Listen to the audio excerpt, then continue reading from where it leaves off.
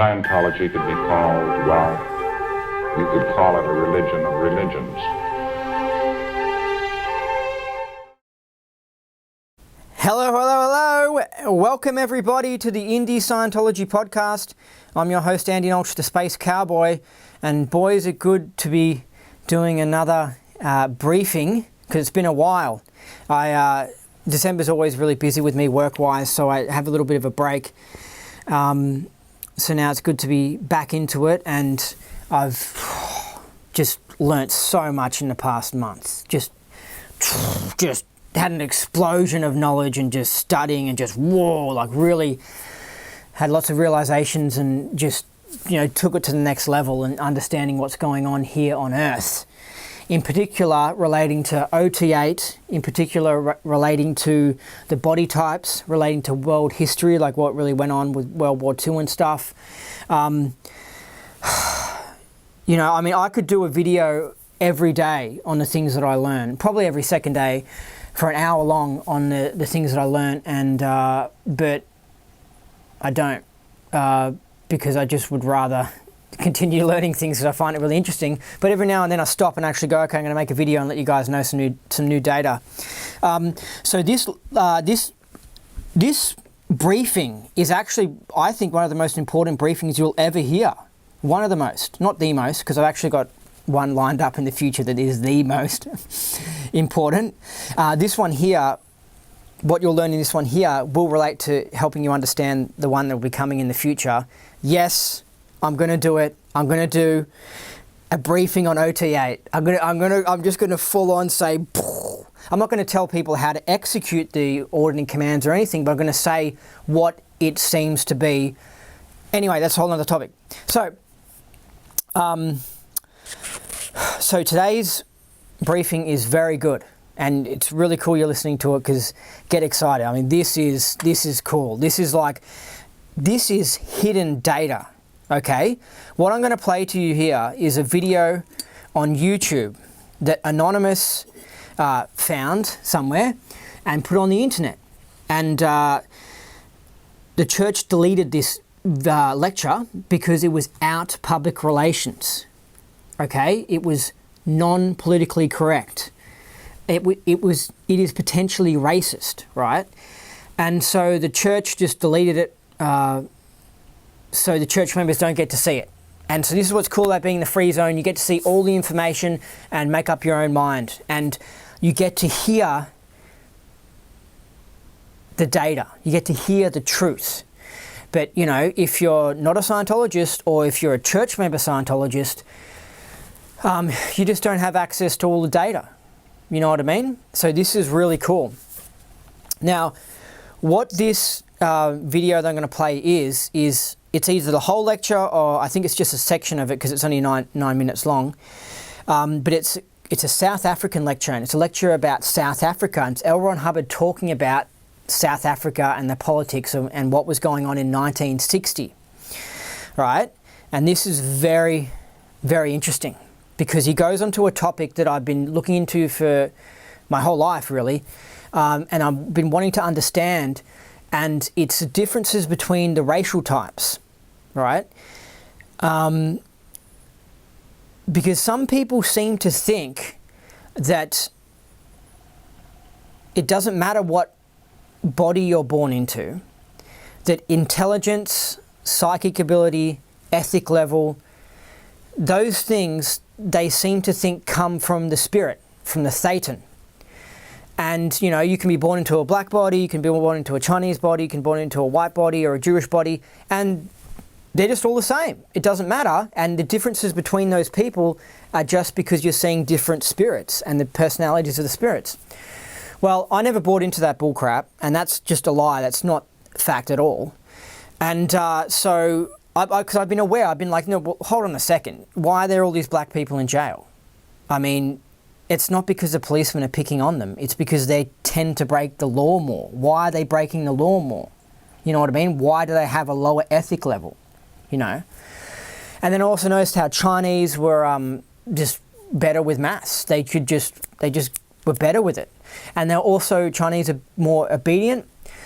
And I noticed that white people tended to be like real deep thinkers, like me pretty much, deep philosophers that are just like, whoa, hardcore, like inventors of like radiation and just like, you know, inventors of flying saucers and just getting into really out there stuff, you know, discovering DNA, just really amazing shit.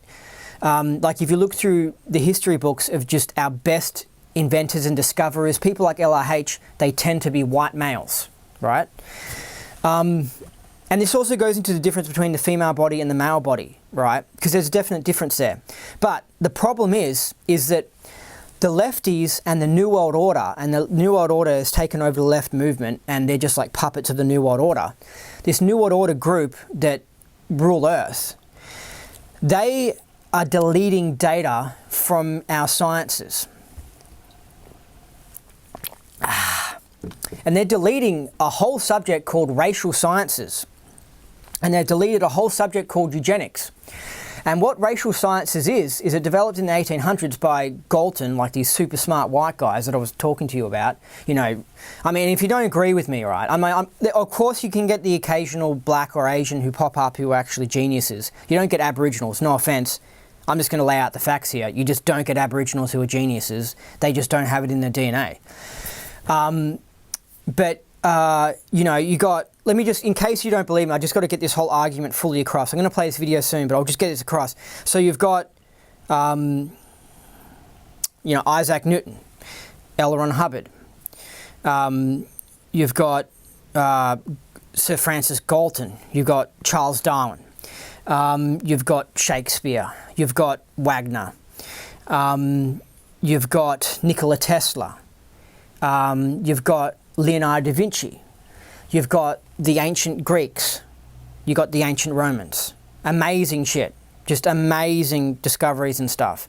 And if you're ever into researching like what I do, you know, you hit into things and you look on, you go, oh, you know, who invented this? And you look into stuff on Wikipedia and you go, and it ends up being a white guy.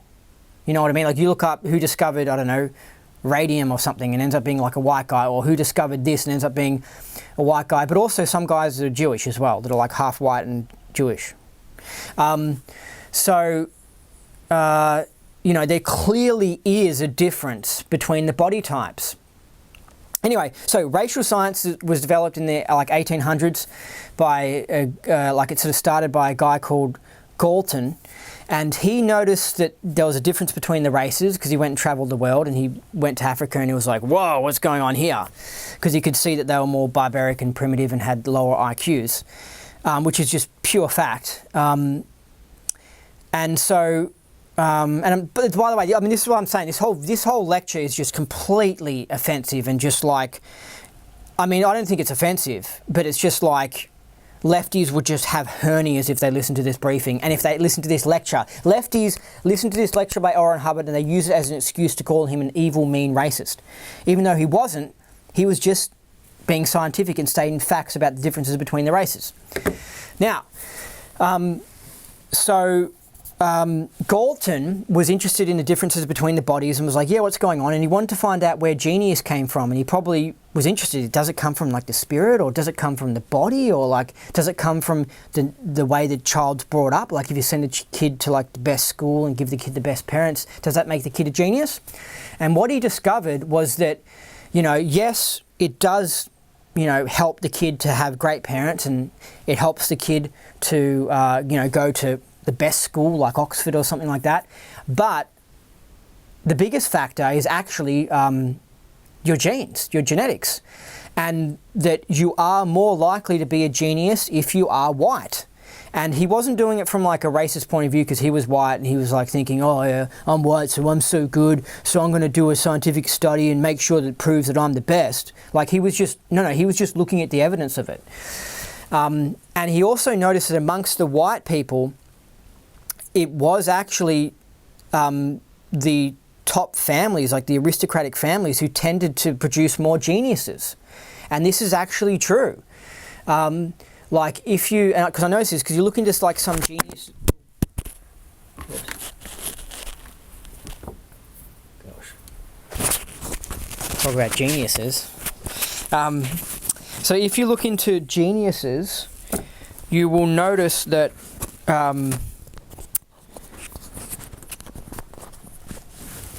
that you'll have somebody who discovers something scientifically and you find out that he's related to someone else who's famous, who's someone else who's famous. And so it does seem like people inherit good brains, basically, good DNA from their family. And if you're from one of these top aristocratic families in England, you're more likely to be a genius. And that's why a lot of them actually were related to each other. Like Galton was related to Charles Darwin. And, you know, what's his face? You got Aleister Crowley. He was from like an aristocratic family. You got me. I've got a little bit of an aristocratic background in Europe. And, you know, sorry, I'm just going to say it. I do think that I'm just groundbreakingly switched on and aware and like really close to the truth about what's going on here on Earth. Like most people don't even know about the secret weather modification program, and it's happening right above them. They don't even know. Most people don't even know the UFOs coming here. Most people don't even know about past lives, you know, like, anyway. So this Galton guy noticed that, yeah, it does seem that it's a genetic thing, because the white people have different genetics to the black people, and within the white people there seems to be like gene pools of genius. And you got L. Ron Hubbard, who his like great-great-grandfather was the second richest guy in America. That's a huge thing. That's way bigger than Donald Trump. You know, that's like really rich, you know, second richest guy in America. So that's a really able lineage, basically, you know. So it's just like, it doesn't surprise me that he was such a genius, because he didn't come from genetics that were from the gutters of East London, basically. Now, the reason I know about this is because I can see the differences between families and stuff, and I can see certain families, you can have parents who are just like incredibly dumb, and they have kids that are, again, like just really, really dumb. And then you can notice parents that like are the type that can, you know, complete university degrees and have PhDs and stuff, both of them, the mum and the dad, and then they have a kid, and the kid grows up and is just getting A+ in their maths class and just gets them easily. And so it's just like, yeah, the kid inherited a good brain.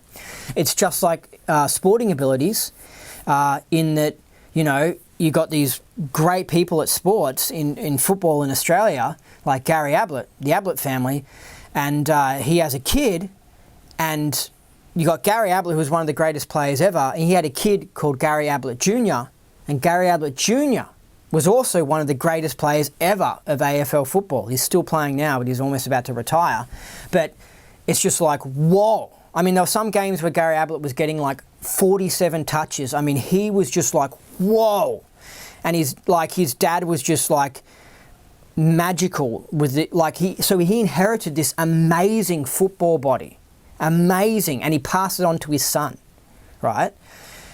So the same thing happens with, you know, like scientific ability and intelligence and all that sort of stuff. It does get passed through the genes. Okay, and that doesn't mean that, you know, if you are born into the slums of England or whatever, it doesn't mean that like you still can't be a genius. It just means you're less likely to be a genius. And so if you're from like an aristocratic background, that's kind of cool, because you're more likely to be a genius, right? So there is a whole difference between the differences of the body. And so it seems like what happens is that we've got a Thetan, right? I almost like want to have a demo kit here, but you've got a Thetan, right? A spirit, okay? And the spirit goes into the body at birth, and the spirit loses so much of who it is, just so much of who it is. Goes into the body and then is subject to the body. So if the body is interested in dancing, is interested in basketball, right? Or if the body is interested in science or whatever, then it'll become more that. The person you will see is a composite being that will become more that. So it's not that, like there's lots of, for example, there's lots of white guys who are great with science fiction and creativity and writing great fiction, like, you know, L. Ron Hubbard, J.R.R. Tolkien, Philip K. Dick. Those guys, for example, right?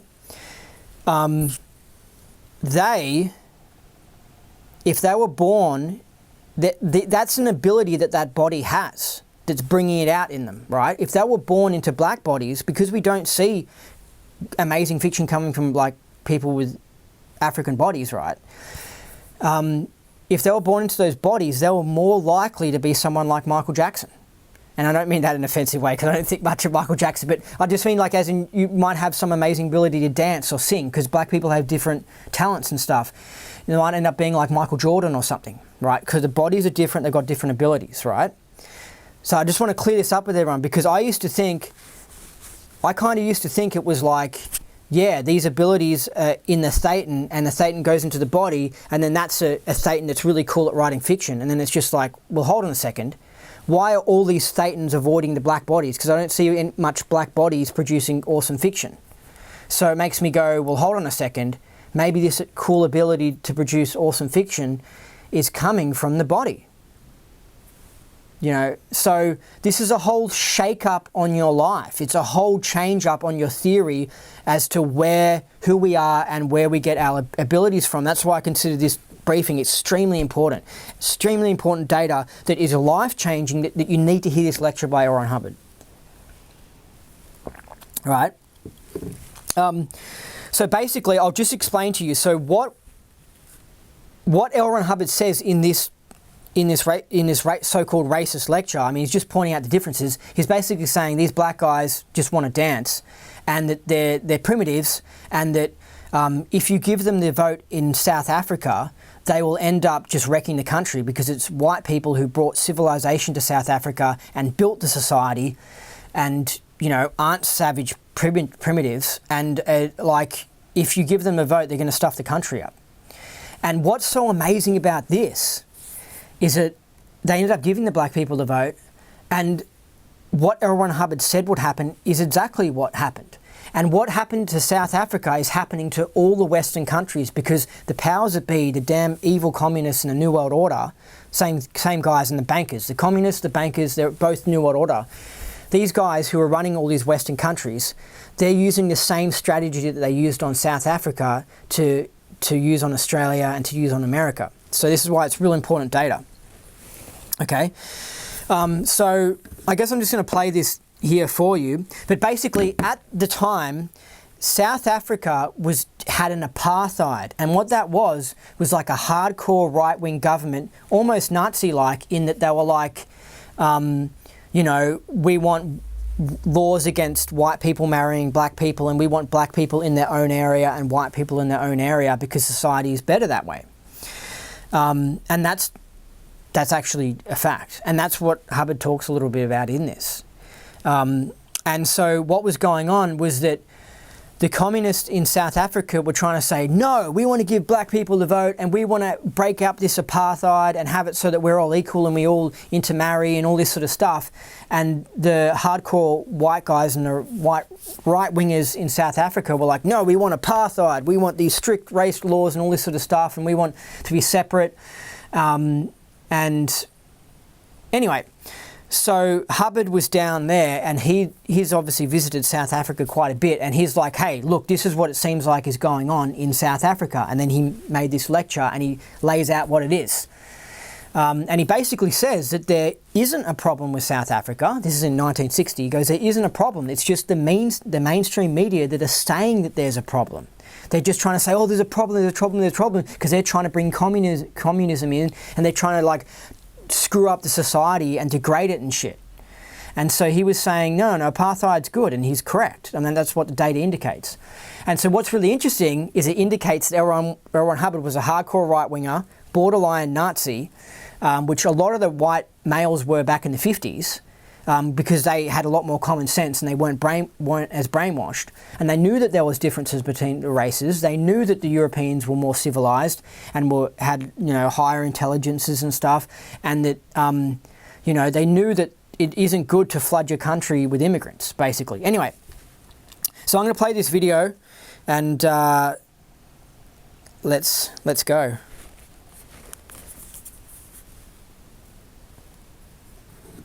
Anatomy of the Human Mind Congress, which took place on December 31st, 1960 and January. Anyway, so what's outrageous is that they deleted this lecture from the church. They're deleting data from us. This is important data. This is essential to my data, because I've been saying recently, you know, you've been following my videos or whatever, you know I've been saying shit like, there's a definite difference between the male body and the female body, and there's a definite difference between a white body and a black body. So what the hell is going on? And it pissed me off because people weren't noticing it. I don't know why people can't notice these things, but they weren't noticing it. And I knew that it was a way for this New World Order to degrade us all and confuse our society and put out false lies. Like, there's a reason you don't know there's IQ differences, because they delete the data from the universities about the IQs. They don't want you knowing that black people on average have 85 IQs and the Aboriginal Australians have 63. That's full-blown below moronic level, right? Because they're almost borderline cavemen, okay? Now, the white guys have like on average like 105 IQ or whatever, but they're deleting this data from you. Why? Because they're running a whole open border program. They don't want people aware of the differences and they want us all degraded and stuff. Now, I'll continue. February 1st, 1960. So it was really exciting to find this lecture, because I was like, this is exactly what I needed. I needed L. Ron Hubbard to back me up on this shit, because I already knew it. I already knew it was totally the truth. I already knew L. Ron Hubbard, 88% sure L. Ron Hubbard agreed with me and knew the data that I knew, but I hadn't found him actually saying it anywhere specifically. So then when I got this, I was like, yes, L. Ron Hubbard's on my side. I'm with Source. And you guys are, well, you people who disagree with me, you know who you are. You people who accuse me of being a racist, Well, L. Ron Hubbard knows the truth, and he predicted the future in this. So here. One included a lecture titled A Talk on South Africa. This has been removed from the current version of the AHMC. What did Ellen say about South Africa? That Scientology does not want you to hear. Once again, Chanology proves to be better custodians of the tech than the Church of Scientology itself. This is tape recording number 6012C31, AHMC special. Oh, what's also really interesting about this is when, like I said, I noticed that there was differences between IQs and stuff like that with the races, and I've already mentioned this in a video before, but I thought when I first came across Scientology, I thought, gee, I wonder if this could increase the intelligence of an abo. I was like, oh, this is really interesting. Like, would this actually save them? Like, will this actually make them at a reasonable level of IQ? And then in this lecture, he drops a massive bomb about the South African blacks.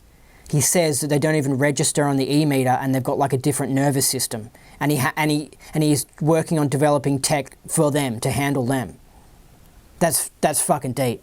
I mean, that is, whoa. That's what I thought, basically. Anyway, let's continue. Because it's like the question is, does the tech work on a caveman? Does the tech work on a Neanderthal? Does the tech work on a monkey? It's like, where do you draw the line as to where, like, it's epic. Anyway. A lecture given by L. Ron Hubbard to delegates at the Anatomy of the Human Mind Congress on the 31st of December 1960. The title of this lecture is A Talk on South Africa. I have been down in the most controversial country on earth today, which is South Africa. See, the mainstream media back then were making South Africa the most controversial country, and it's just because the mainstream media, who are the third parties in society, they're just third-partying everything and trying to cause problems with all us when it's all bullcrap. Would you like to hear a little something about South Africa? Okay, buddy. Now, these chaps here are Africans. He's pointing out, I think he's got a picture of Africans dancing on the stage or something. He's going, these chaps here are Africans, and he says they like dancing. And, I mean, it's just true. I mean, you got people with bodies people with DNA that's similar to me, and we tend to be into what? UFOs, philosophy, art, deep stuff. You got people with other bodies, and they tend to be into basketball, dancing. That's just what they're interested in. And so that's what Hubbard's trying to do in this. He's to start off this lecture, he's saying, hey, these black natives, they're just into dancing. They're not into intellectual stuff. It's different. And this is why, when it comes to promoting Scientology, you've got to look to the right market. And There's a reason why Taiwanese gobbled up Scientology, but Filipinos didn't goggle up Scientology, because Filipinos don't have the higher IQ. I mean, it's just true. There's differences amongst the Asian races and stuff, and you just have to go there and you need to see. The Taiwanese are quite high-toned and quite intelligent, and they're interested in spiritual stuff. The Filipinos, which I think probably interbred with a Denisovan man, which was like an Asian caveman from thousands of years ago. Hold on a second, sorry about that. They don't quite have the same IQ. I mean, I went to Philippines like 2 months ago, and I already knew this from the Philippines I've met in Melbourne, but yeah, they, like, you know, you go into the airport at Philippines and you're trying to get assistance from a person who works there, and it's a native, a Filipino, and they just don't have the IQ to help you. They just don't have as much abilities and stuff, and that's why their societies are poorer and stuff, because they just don't have the IQ. It's the same as the Bangkokians, you know. But then you got Taiwan and you got, you know, Tokyo, and they're in like a different ball game. They're more intelligent. They're different, you know. Okay, hold on.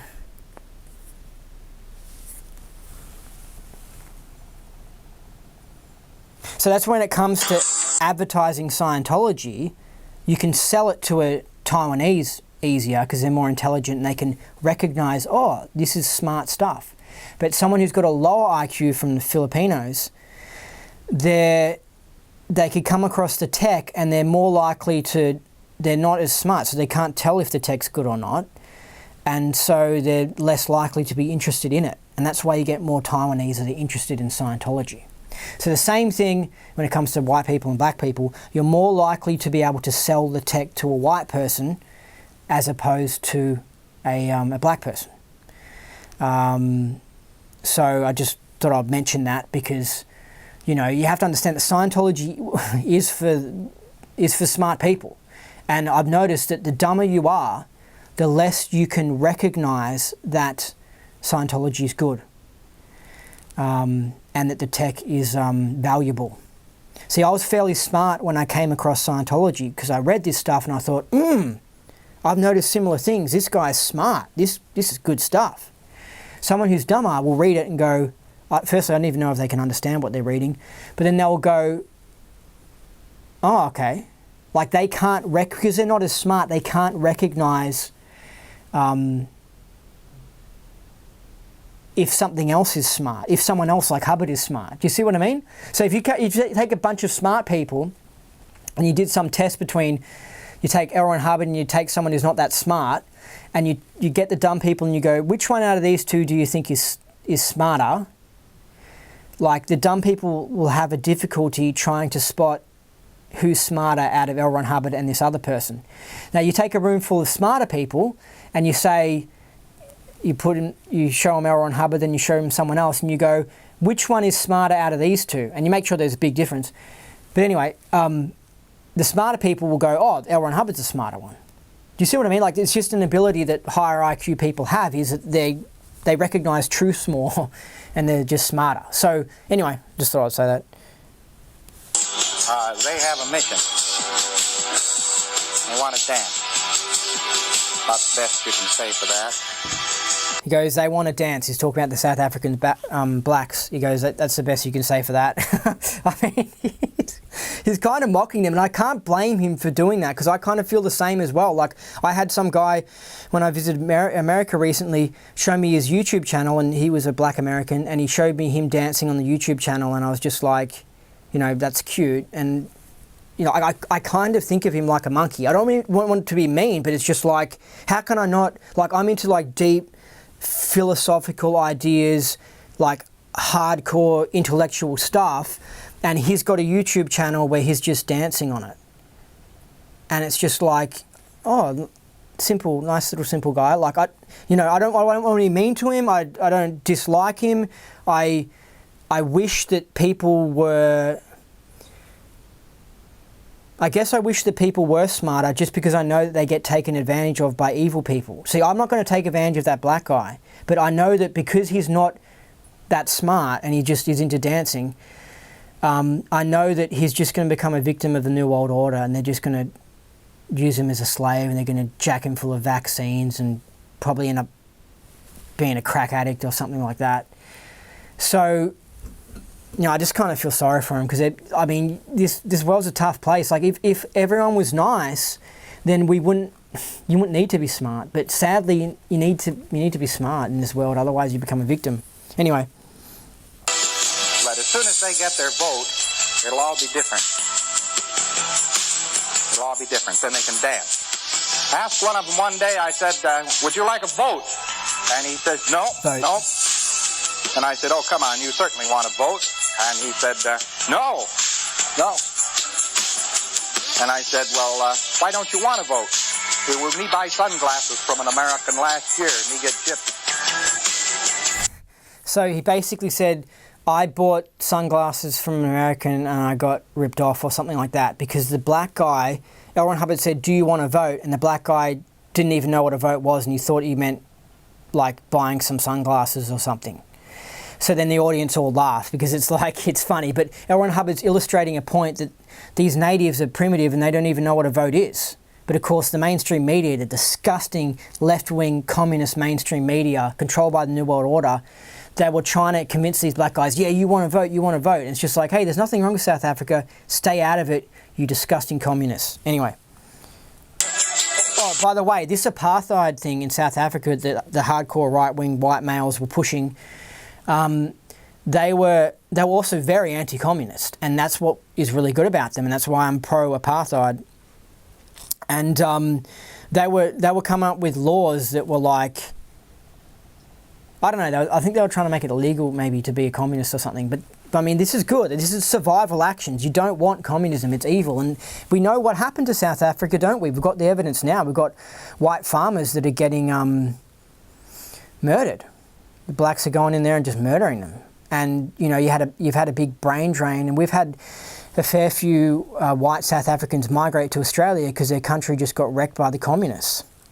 So Hubbard's right. We know Hubbard's right. We've got history now. So you can't say, oh, Hubbard's a racist and blah, blah, blah, blah, blah. And like, Hubbard was so wrong, because we can just look at history and we can go, oh, yeah, Hubbard was completely right. We've got all the evidence for it. And I sent this video to a fellow Scientologist, and she said, yeah, this video is completely correct. And she's from South Africa, by the way. She goes, L. Ron Hubbard is completely correct. And I was like, yeah, I'm not even from South Africa, but from what on the outside, I can see L. Ron Hubbard is exactly correct, what he says about South Africa. And anyway. Okay, buddy. There's one of the new magistrates that they'll elect when they finally get the vote. Probably require that the court be paid 2 skulls or something of the sort. So you're saying how, like, they don't even understand the native blacks don't even understand our legal and political systems and stuff. So he's like, they're probably going to be asked to be paid in skulls or something. Like, they didn't even know, you know. And he must be showing a slide of different pictures of blacks or something. Anyway. Okay, Barney. The other day, by the way, there was a information pamphlet came out by the government of Borneo, which told people to be nice to their snakes. Snakes don't like to be pointed at, and they don't like to be yelled at or stamped at, so please don't bother their steak. Go ahead, Barney. Right now you tell me, well, the government of South Africa does not permit the black man to vote.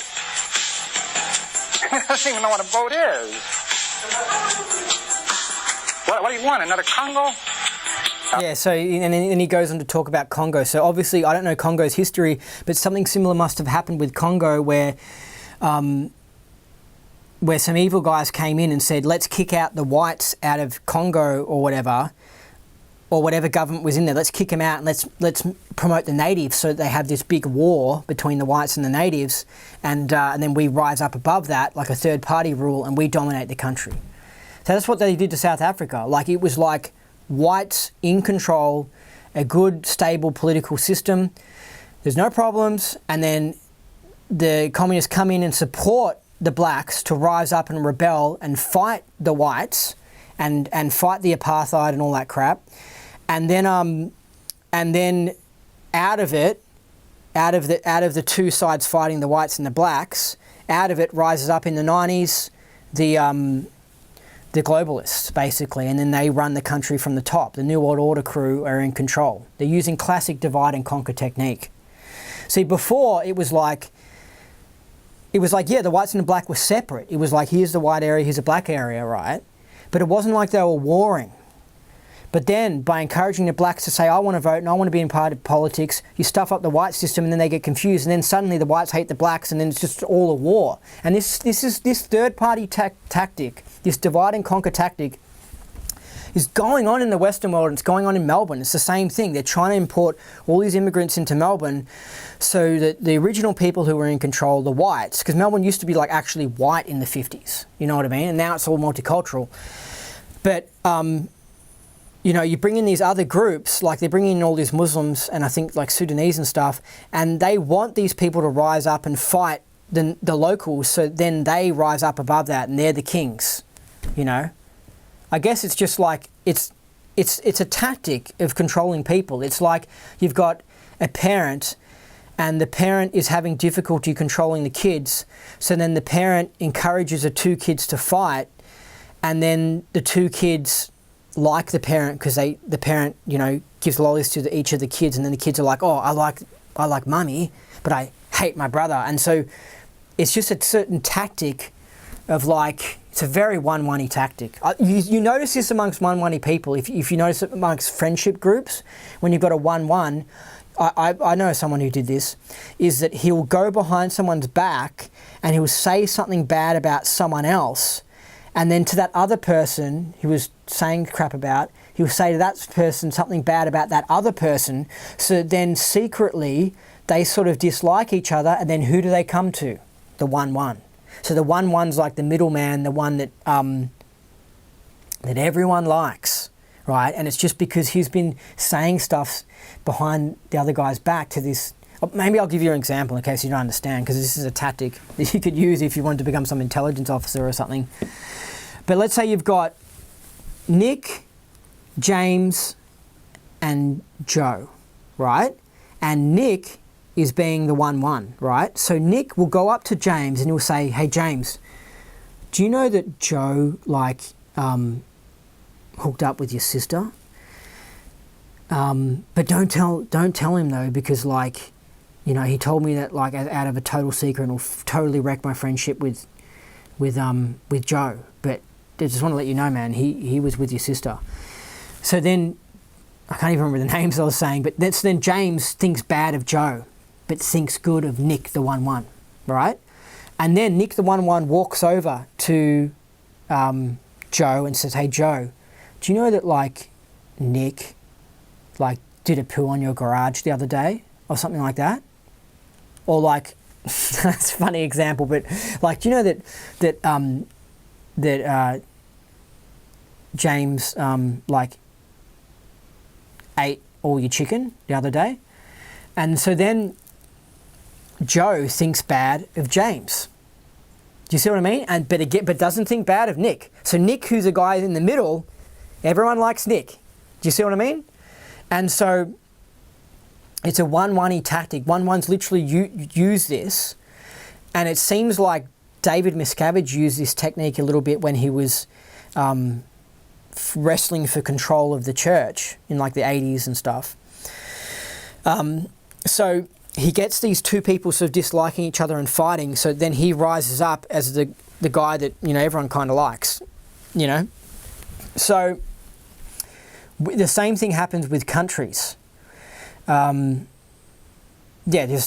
same tactic happens where you get two like racial groups fighting with each other, so then, you know, you rise up above that and you're the group that everyone likes or whatever. Anyway, it's clever. It's really clever. Shifty, so one-one-y, but this is the tactics that the mainstream media use.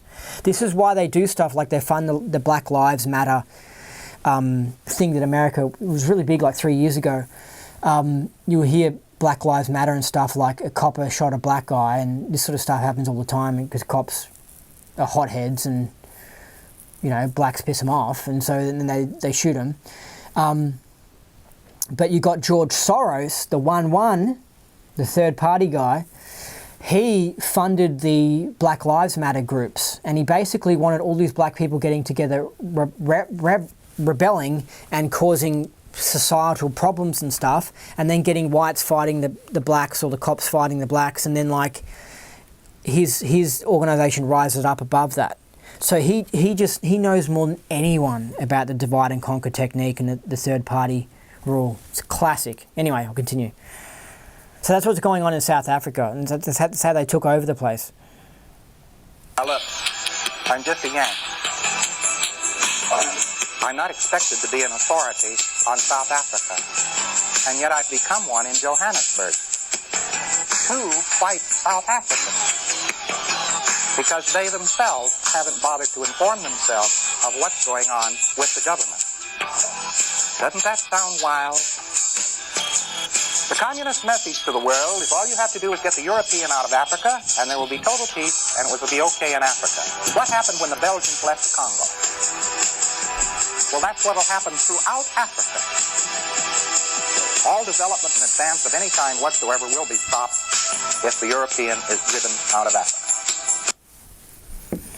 All development of whatever kind and civilization will be stopped if you kick the European out of South Africa. That's a big statement, and it's a big piece of truth, because most people don't realize this. Like I said, where do the amazing inventions come from? Where does the better civilizations come from? You know, where does the higher ethic level come from? You know, comes from the Europeans. So they went into South Africa and they civilized the place. So if you're just going to kick out these white people who came in and brought goodness to these places, the places are just going to fall down the toilet. So L. Ron Hubbard's just stating pure fact. You know, and you look at it and you go, well, that's not true. Black people invent stuff, and it's like, yeah, they invent some stuff, but not that much. I mean, look at Scientology. It's a white guy invention. You know, look at Nikola Tesla, white guy. Look at Elon Musk, the amazing inventions that come from him. You know, the Tesla car and stuff.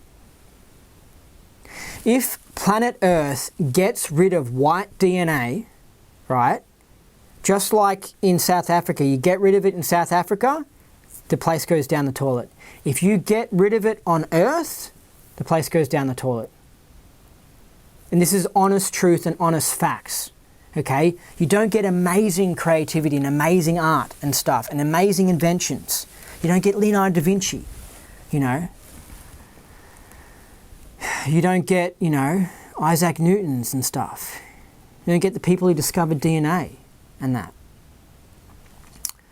You don't get the people who discovered not just Scientology, but, you know, the Harry Potter magic and shit. Harry Potter is based on fact. Magic exists. Aleister Crowley was into magic and stuff, you know. Where does this stuff come from? You know? So, what seems to be happening, this is why this lecture is so relevant to what's going on here on Earth, is that they're doing the same thing in South Africa. They're trying to destroy the whites. In America, they're trying to destroy the whites. In Australia, they're trying to destroy the whites. And they're running a really successful program at it. Melbourne was actually white in the 50s. Australia was actually a white place. People in this country looked like me. Nowadays, if you walk around Melbourne, people don't look like me. If you walk around London, people aren't white. It's all multicultural. Why? Why is the same thing happening to London? The same thing happening to LA? The same thing happening to Melbourne? Why? Why are these things happening? Because the same fucking cunts run the whole joint. Okay? They don't seem to be in control of every country in the planet, but they seem to be in control of a huge, huge portion of the planet. And they are getting rid of white DNA. Why? Because white DNA is this, what you see right now in front of you, what you see with my videos. Somebody standing up for the truth, standing up for scientific facts, refusing to pump out lies, right? Putting in the effort to actually try and save this place, okay? Intelligent, you know, switched on to what's going on. The white DNA is too ethical and too smart and too rebellious for planet Earth. They fucking hate Americans. Do you understand? Why do you think they fucking hate Americans? Because a lot of Americans are white. America is an amazing civilization. It was created by white guys in 1776, right? It wasn't created by people from Congo or people from the Philippines. You see what I mean? What made America so great? You know what I mean? It is the DNA. It really is the DNA that went there and created that amazing place. And these Americans have this, and the white people have this strong sense of standing up for what's right, and this strong sense of saying, fuck you, I've got freedom. Why do you think I left the Church of Scientology? Because they said to me, they didn't like me, some of the stuff I was doing on the internet or whatever, the stuff I was looking up. And I said, hey, I want my freedom. And I did my Declaration of Independence and I'd left the church. Do you see what I mean? But other races aren't quite like that. They don't tend to have this stubbornness. So, the people who run this planet Earth fucking hate my DNA. They hate that I have this DNA, that there's heaps of other people watching this video right now that have this DNA. They fucking hate that. They hate you. You are their enemy. They hate you. I'm their enemy. I'm their sworn enemy. As long as I'm alive, I'm existing to fight them and expose their fucking bullshit and the crap, the problems that they're causing for planet Earth. These third-party pricks that are running this place, all right? They hate white male DNA. They fucking hate white male DNA. And that's why they hide all this evidence about the differences between the races and all this sort of stuff. Because they want to interbreed us and also stop us from breeding. They want to eradicate this DNA from the planet Earth. Okay? They probably think the Chinese DNA is too rebellious. And probably the black DNA is too rebellious. But the white DNA, they fucking hate. They hate Alex Jones. They fucking hate David Icke. And I'm sorry to use this swear word so much, but people don't understand the seriousness of what's going on here on Earth. Okay? They hate that shit. They hate conspiracy theorists, which tend to be white males. They hate it. Because what do? We expose their frickin' bullcrap. We improve the planet Earth and we fight the evil. You understand? So that's why they're running an open border policy on all these white countries. New Zealand, Australia, Canada, America, England, Germany, France, Italy, Greece, Sweden. They're full on doing it to Sweden. They hate these countries because it's got DNA, it's got a body, it's got a mess body which doesn't suit their ends. Their ideal mess body is a mess body that doesn't think, that can't think, that does what it's fucking told. That's what they want. They're in there for ultimate power, ultimate control of Earth. So what do? You stop us from making kids. That's what you do. You stop this DNA from getting passed on. Understand?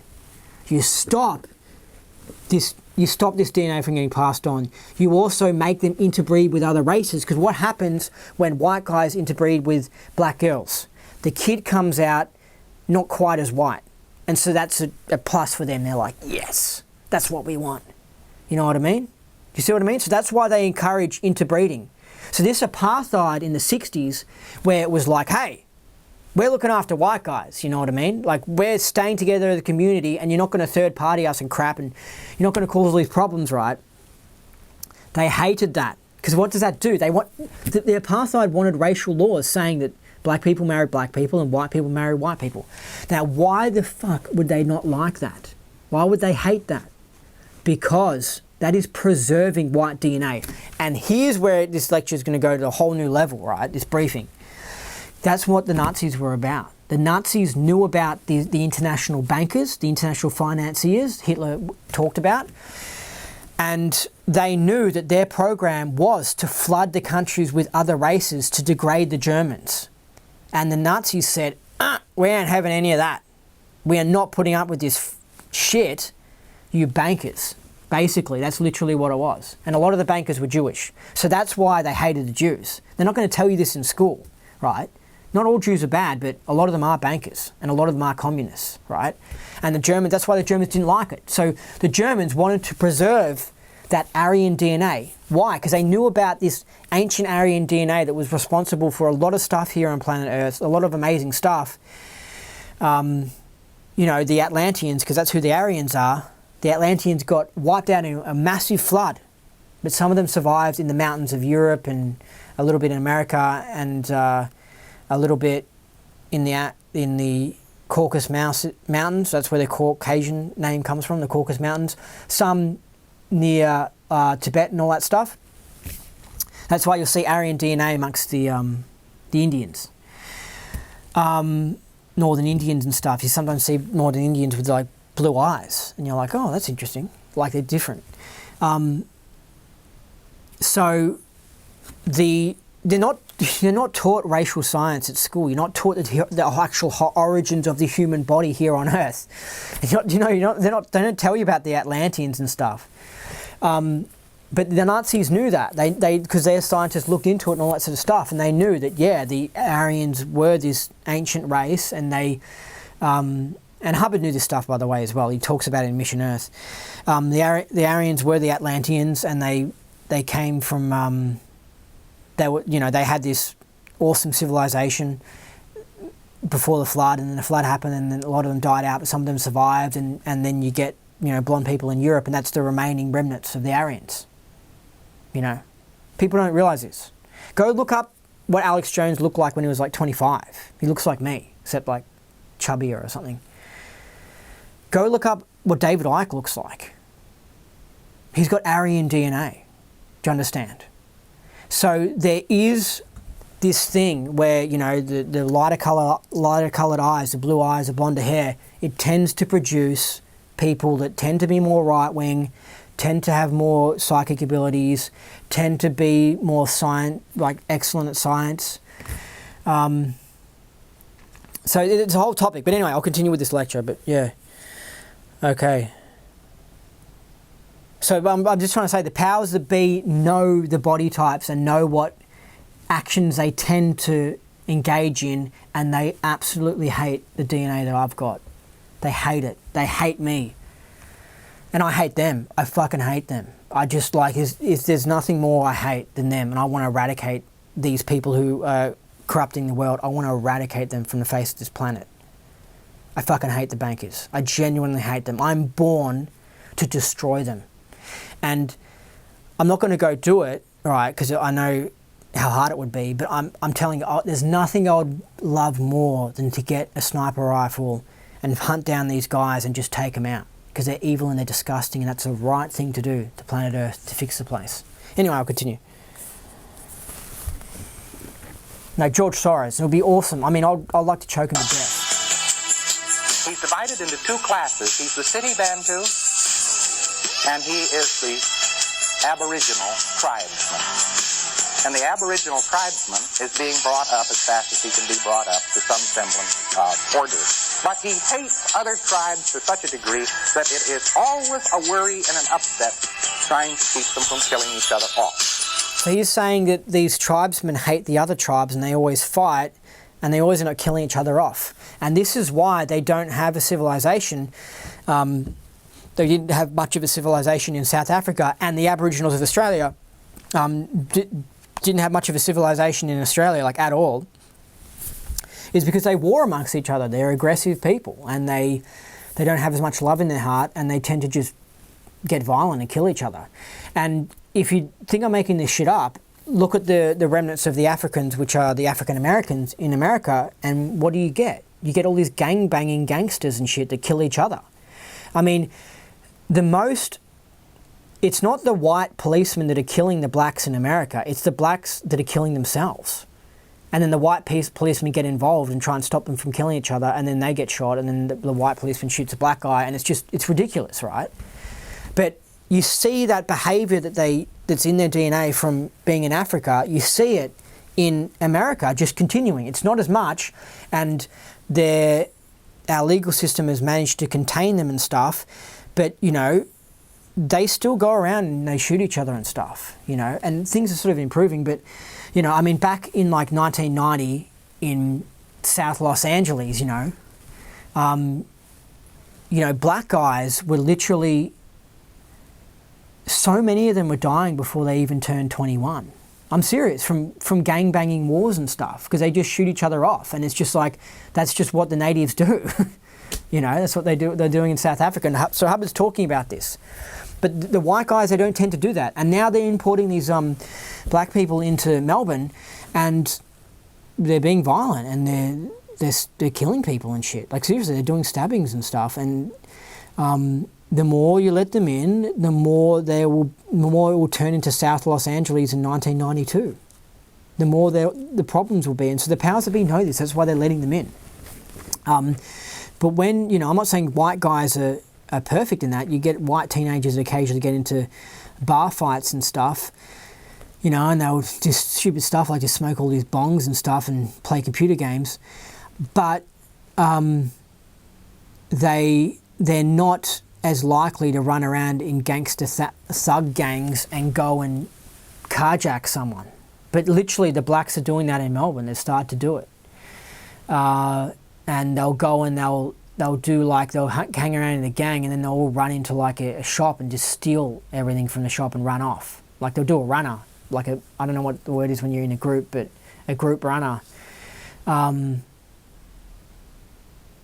You know, and of course when it's mentioned in the paper, nothing about race is mentioned, because the paper, you know, is part of the whole system of fucking us up.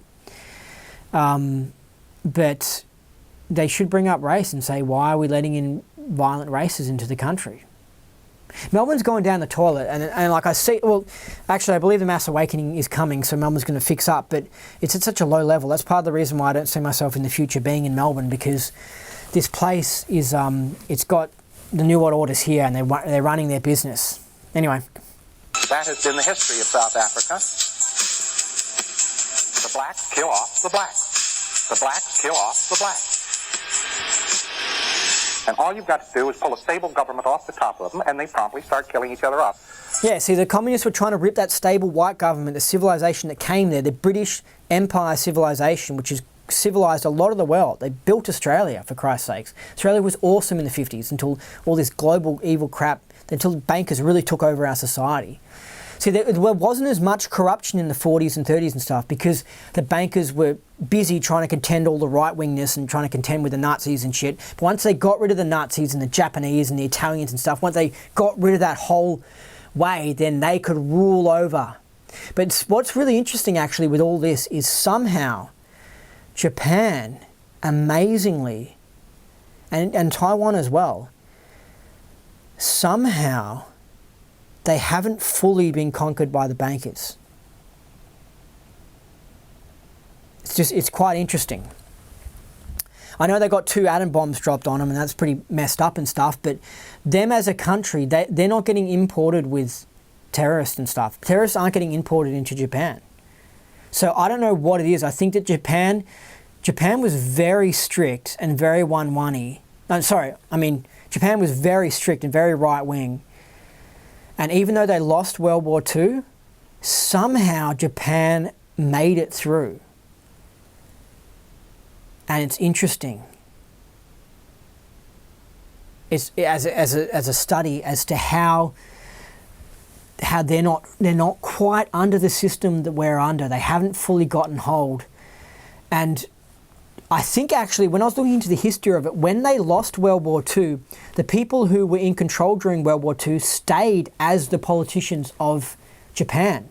Somehow they managed to stay in power, whereas the Nazis got completely kicked out of power in Germany, and Mussolini got completely kicked out of power, and his right-wing government got kicked out of power in Italy. So yeah, it seems like George Soros and the globalists and the New World Order, it seems like they must have considered Japan not as important as, I guess, where the white DNA was coming from. I guess Europe was more important.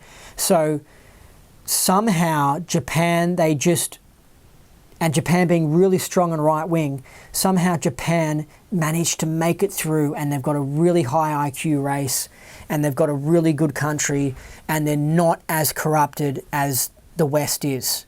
But I think actually there might be more to it, in that what they wanted to do is they wanted Japan's products to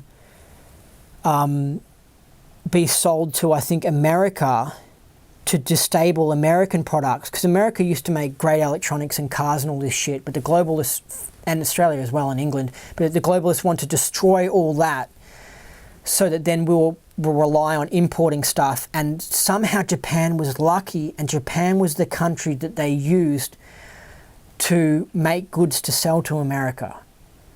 So Japan really came out of it in a good situation. They're really lucky in this whole situation. So honestly, man, you're lucky if you live in Japan, because somehow the New World Order didn't quite fuck up your country.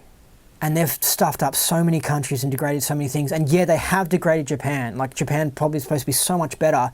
But we're copying it much more in the West, and countries like Germany are just copying it so much more. I mean, London's called London now. It's not even called London.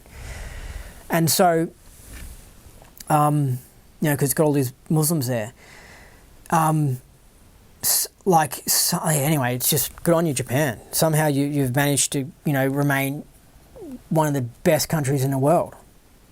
And if you're listening to this in Australia and you think Australia is one of the best countries in the world, that's a joke. Australia is not one of the best countries in the world. That's just what politicians and people say. Actually, the Bantu is not like the American black man.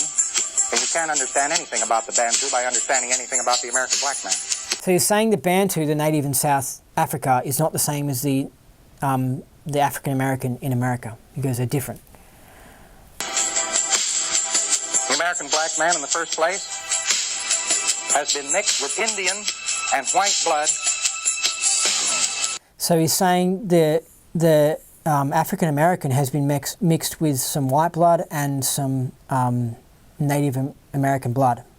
So the Bantu doesn't have that in South Africa.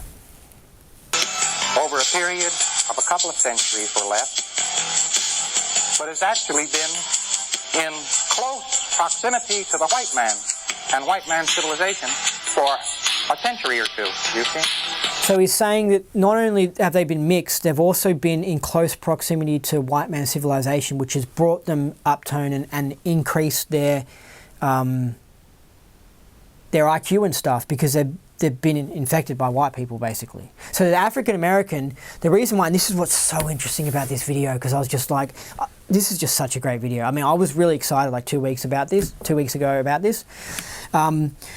But I always kind of thought, I noticed that there was the African American. I was like, hold on a second.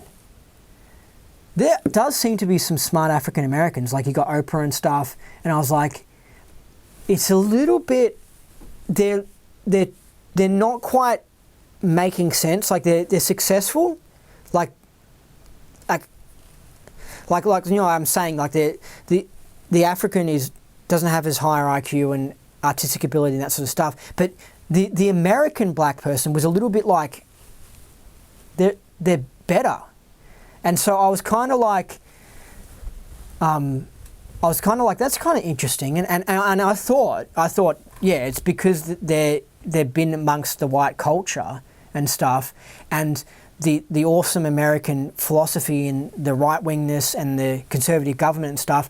It's a great environment to bring out the best in them, so that they can become famous sports stars and rappers and all that sort of stuff. Because you don't get that in South Africa. You don't get that, in other places where black people are. But in America, it's like the land of opportunity, and it's brought out the best in the black. And so then hearing Hubbard say this, how he mentioned how that they've interbred with the whites and the Native Americans, and then also been infected by white culture, I was like, oh yeah. So Hubbard sort of agreed with me, but then he added onto it the whole idea that they're interbred with the Native Americans, which I didn't think about, or the white people. I didn't really know if there was much interbreeding going on, because I'm just not aware of that. But I'm like, yeah, that makes sense. So anyway, Hubbard's just smart. But I was just like, yeah, I was already leaning in that direction anyway, as to why black people are black people in America are more successful than black people in other places. But this is a different breed of cat. Do you know that the Bantu people were not conquered by the South Africans until the slaying of Dingaan in about 1879 or thereabouts? And only then a few of them became associated to any great degree with the whites. The Bantu... So he's saying the Bantu, until 1879 or whatever, has had nothing to do with white people. So they've been left the way they natively were. Pristine and untouched. You know what I mean? So that's why they haven't been... that's why they're not as able, pretty much. And what he's actually said there at the start, I don't know if you heard it, but he said, this is like a cat. So it's like, you know, you've got like a wild domesticated animal, and then you've got you've got a wild feral animal, right? And then you've got a cat. And so the cat isn't like a fox or a possum, whatever. A cat's been with humans for a long, long time, right? And so the cat has been domesticated, and the cat isn't as brutal and violent, pretty much. And so that's why we love cats and we get along with them, because they've grown with us. But he's saying that the African Americans are like cats. They've been brought into the white culture in America, and they've been made civilized, and they've adapted and they've grown with the whites, and that's why they get along. Obviously not too well, because there's a lot of them in jail, but they're different. They're domesticated, pretty much. So this is what Hubbard's saying. Go and find this lecture. I'll put a link into this in the video. Go and listen to it for yourself, but I'm just telling you what he's saying. And he's making a good analogy, but obviously lefties would have a hernia if they heard this stuff. You know what I mean? The lefties do not like this stuff. And maybe a black person will get offended as well, and I'm sorry about that, but these videos are about the truth. So, you know, I'm sorry. You know, look, I mean, you've got better teeth than me. You tend to be taller than me. You have got a better ability to jump and to dance than me. You could just kick my ass with manual labour and playing football and stuff. You've got it. You guys just dominate at that. I mean, you turn on the TV in America with sports, it's all these black guys. You guys fucking kill it at certain things. So the different bodies have different abilities. So anyway, but this is a wild statement, but it's interesting that Hubbard brings up the cat as an example, because that's a really good example in order to understand genetics, because we've got a dog, right? People don't know this about the history of the dog. The dog was actually like a wild wolf, and then we started becoming friends with this wild wolf, and then we literally changed the DNA of this wild wolf somehow, and the way we bred them and stuff, we literally created different types of dogs, like different races of dogs. And you can see how genetically you can change the dog. And so humans are the same, like as in you put us in a certain location and you can get us to go into different areas, and we sort of like evolve and change a little bit, and then you can get those different groups to mate with different groups, and you can create new humans. Like, for example, we've got the Spanish people. Now, the Spanish people are Aryans, but with black DNA. And if you take an Aryan and you get that Aryan to have sex with an African American, the kid comes out looking like he's Spanish. And so you create new species. You see what I mean? With different abilities and stuff. And so the human mess body it's just sort of similar to the dog, where except with the dog example, I'm not sure. I mean, it's so interesting. I don't know how they branched off into so many different types, but I think it's when you take a dog that's short and you make sure that dog has sex with another dog that's short, and you make sure that dog has sex with another dog that's short. You make a really short one, and then the wolf is big, and then you've got this really short dog. So I actually don't subscribe to the idea that humans started off as one type of human and then we branched off. I actually believe that aliens are involved, and so there might have been two types of humans dumped here, and then they branched off and they interbreeded with different people, and then other humans came here, like alien humans came here, and then they interbreeded, and then we just got this dog's breakfast of races, which is what we have here on planet Earth. It's very interesting. Like, you've got the Denisovan man, which is like some sort of Asian caveman, and humans were having sex with it. And then you've got the Neanderthal, which is like some typical sort of caveman type guy, and humans were having sex with it. And so there's all these different types of the human mess bodies and stuff, and they have sex with different ones, and then they produce different thingos. So it's really interesting. People don't realize that. Like, you would kind of think that, like, the Denisovan man or whatever, that's where you can't produce children, and that's where it ends. They can't have sex and make babies. But it's just like, no, Denisovan man, you can still have sex and make babies. And I actually reckon that if there was an alien walking around here, like a human type alien, even though they're from a different planet, they could still probably have sex and make babies. And so it's like, where do you... The human species reminds me of the dog, and there's so many different types, and it's like, where do you draw the line as to when something is an alien or not? When do you say something is actually a different species? It's like, it's complex, man. It's confusing. You know, you get stuff like where they branch off, groups separate, they branch off, then they interbreed and stuff, and then in the future, thousands of years later, somehow these different groups of humans that have separated, then they start having sex again, these different groups of humans. So then they come back. So it's a really complex tree with branches that go out, but then branches that come back in and start joining in together. And then you're just like, whoa, what a wild, interesting thing. Anyway, I'll continue. There was the wild man down there. The early associate of the South African was the Hottentot and the Bushman, not the Bantu. The Bantu is not indigenous to the area, but comes down from Central Africa. Now, these sentiments are not particularly welcome to people. But I only call to your attention that I'm only telling you what I myself have observed, having been given ample opportunity to observe it, and I am giving you nothing but what I am myself have observed, and not anything anybody has told me.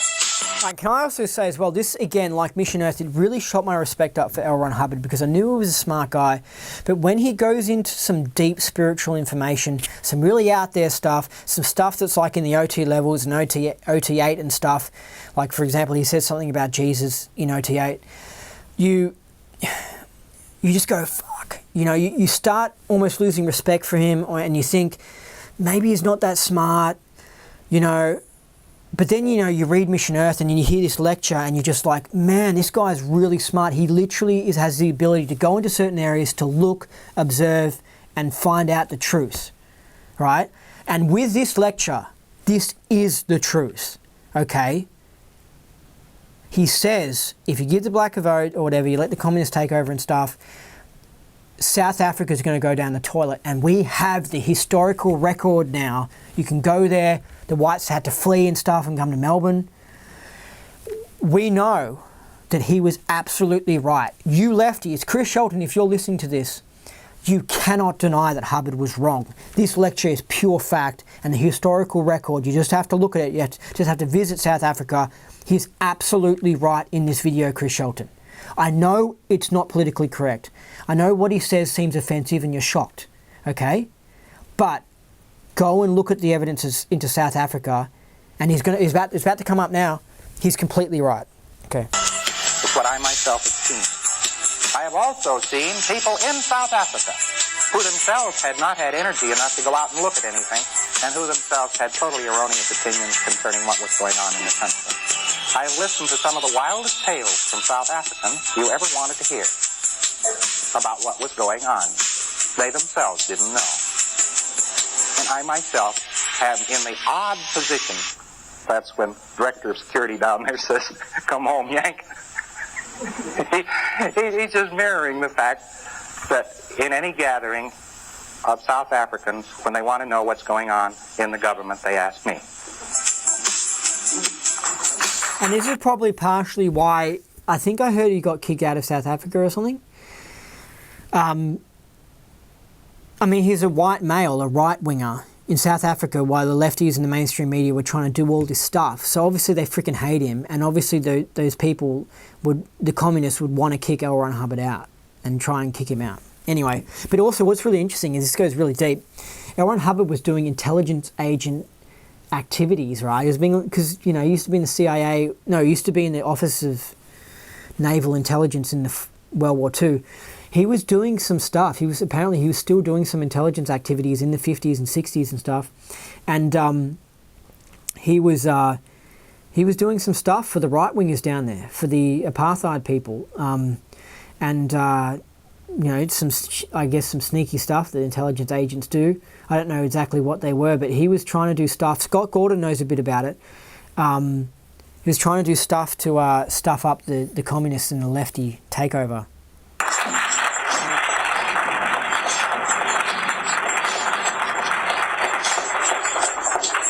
Now, I've driven an awful lot of weary miles, for South Africa's a big country, looking at the country, looking at the people, and that sort of thing. And I'd say they've got about 50 years to go before they get the South African Bantu up to the same status and level of civilization of the American black.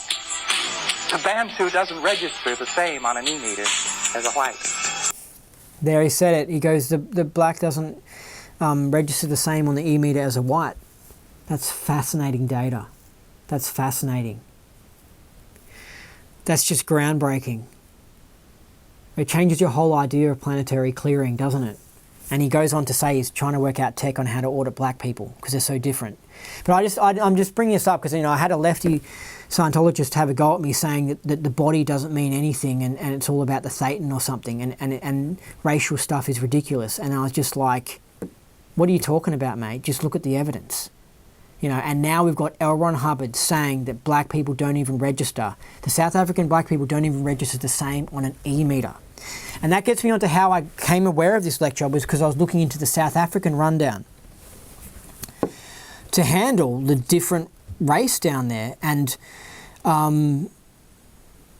it seems like the white people went through a tough... L. Ron Hubbard developed the South African rundown because the white people are having a bit of a tough time having to deal with the natives and stuff, and it's either for the natives as well or something. Maybe it's for the natives that have been domesticated, as Hubbard says.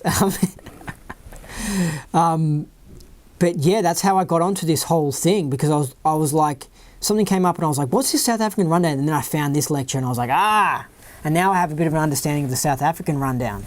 But he had to develop different tech for him. But anyway.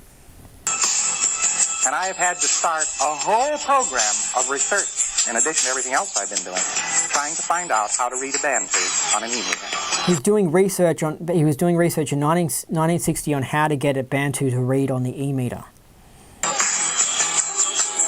Because he doesn't operate like an American Negro or like a European. And I have learned some things about the Bantu, his nervous system and reaction, which are of considerable assistance to people trying to get along with the Bantu. And the things they blame him for happen to be native in the Bantu. See what I mean? Native in the Bantu. Interesting, very interesting. And his nervous system is not the same as ours. So he gets tremendously blamed and knocked around for things he does differently than we do. It isn't he does them better or worse, but he does them differently. He's built differently. There are certain things you have to do. So I've had to make a considerable study of the Bantu. That study is not completed. And the only thing I can say about it this time is it's arduously in progress. They're like they're almost borderline a different species. Why? Because L. Ron Hubbard is an Aryan. An Aryan is an Atlantean. An Atlantean is a blonde alien that came here like 15 or 20,000 years ago from another fucking planet. It's a full-blown space age advanced race. Colourful eyes, colourful hair and shit. Like 6'5". I think it's like the Nordic alien that ufology talks about. It's a Nordic alien. Might be the Andromedans or whatever. Or the Pleiadians or whatever that they talk about. If you stand Hubbard next to a native Bantu or a native Australian Aborigine, like full blood, not these mixed ones, because all the ones you see on TV are mixed. That's why they're so able. Let's be honest here. I'm not being mean, but it's facts. The ones they put on ABC TV are like the best of the mixed blood ones. You know, the smartest, the best looking, and they put them on TV to try and make out that all blacks are like that, and it's just like, we know the truth. ABC, come on. So, you look at L. Ron Hubbard and how amazing he is, you know, and Nikola Tesla and how amazing he is, and Leonardo da Vinci, and you put them next to a Bantu. It's almost like a different species. Like, it's like, whoa, what a difference. It's like an alien level difference. They are aliens. And this is why Andy's body, when it gets around an Aboriginal woman, doesn't get turned on.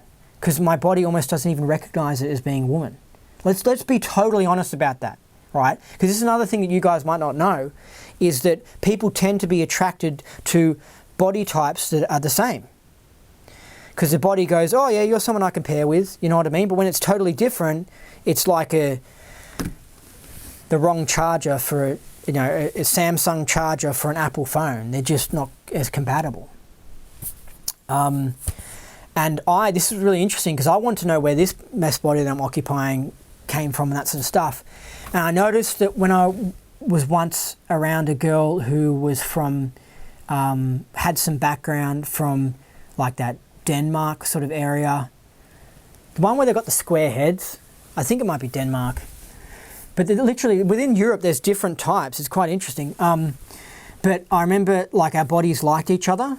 Like it was just like you're in the presence and like there's just an instant attraction. Like they get along well or whatever. And you could just tell it could end up being a relationship. Because that's one thing that happens. People gravitate to bodies that have similar DNA. That's why you get like a cute Italian girl with like a good looking, handsome Italian man. Like they just gravitate towards each other. And you know, obviously, you know, I like an Italian girl or whatever, or like a really hot Japanese girl, like some of those ones on the Bond movies. I mean, whoa. You got like a really hot Japanese chick on the Bond movie, and you think it's like the hottest Japanese chick you've ever seen. And then the next character they introduced you're like, whoa, that girl's even hotter. You're like, well, hold on a sec, I don't know which one is the hottest Japanese chick, because they're both really hot. Those Bond movies are so funny. They choose just the best looking women. But anyway, but what happens is that people tend to gravitate to bodies that are most similar to them, and that have like a DNA match. And I once felt it when I came across a woman who, she was older than me, but she had a similar mass body to me, and it was just like, what? I was like, whoa, what is this? And the fact that she looked similar to me as well really meant something to me, because I was like, wow, so this is what, it's like some amazing mesh body thing where like magnets coming together and it's like, and like energy's in the air and it's just like, make baby, and it's just like, marry, like it's like the mesh bodies take over and stuff. And you know, I can be attracted to Asian girls, but it's just not the same, it's not the same level. It just doesn't have that DNA match thing. When there's a DNA match thing, then it's like, whoa. So I noticed I had a DNA match thing with like this chick that had a Denmark background or whatever. And I did sort of think of it at the time, like, oh, it might be because she sort of looks like me, which seems a bit weird.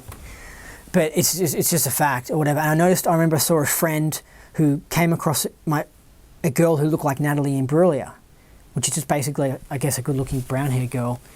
And then he kind of looks a little bit like a male version of Natalie Imbruglia.